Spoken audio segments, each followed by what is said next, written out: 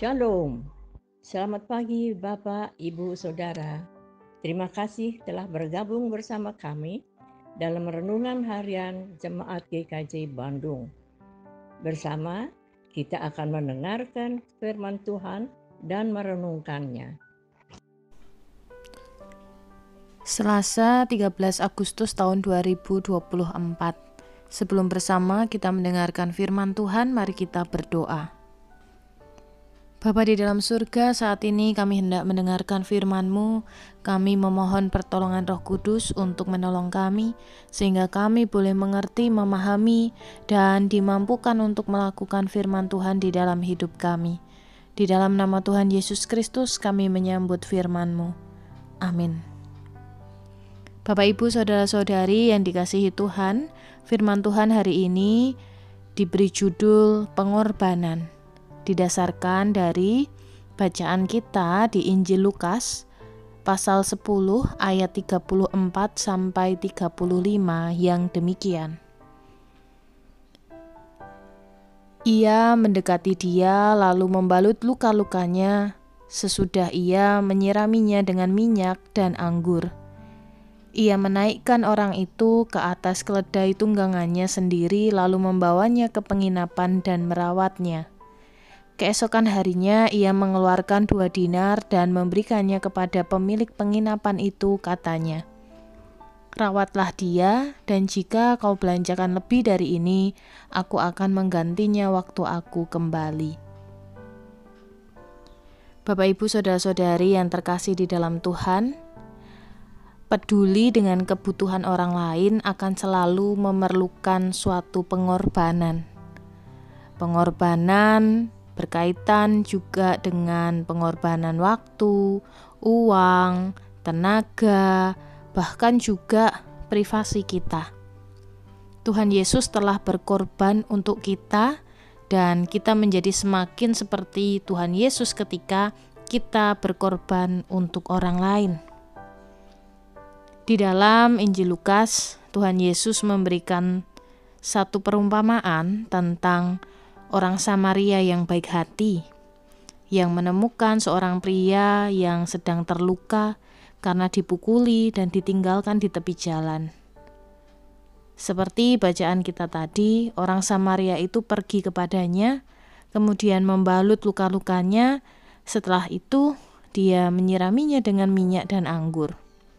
Kemudian dia menaikkan orang itu ke atas keledai tunggangannya. Dan di sini kita tahu bahwa orang itu berjalan kaki, karena yang ada di atas keledai tunggangannya adalah orang yang sedang terluka itu.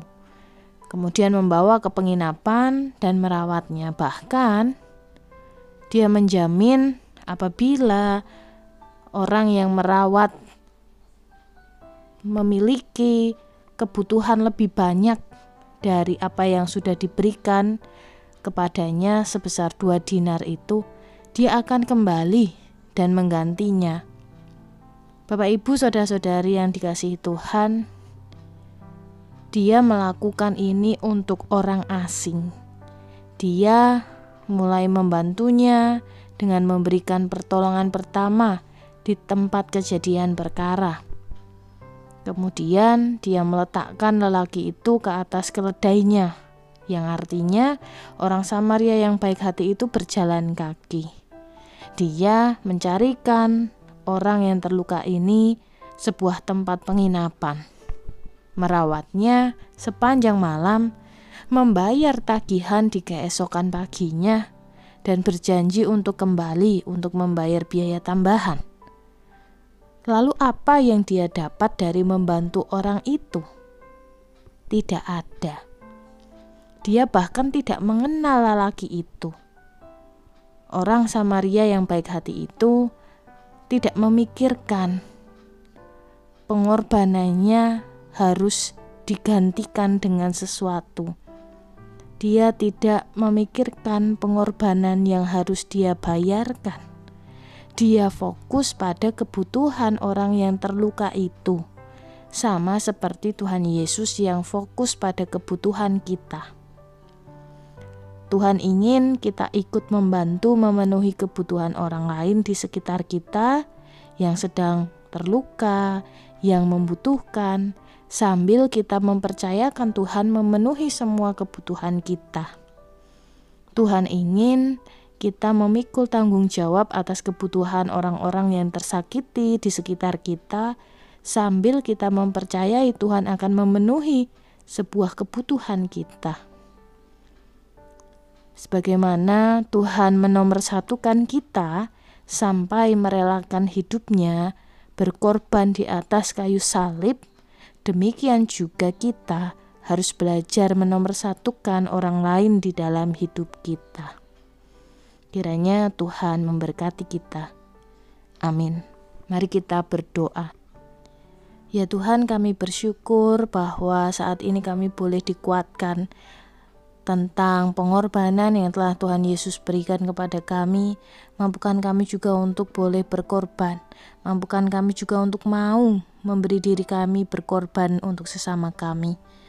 Terima kasih ya Tuhan. Di dalam nama Tuhan Yesus kami berdoa dan bersyukur. Amin.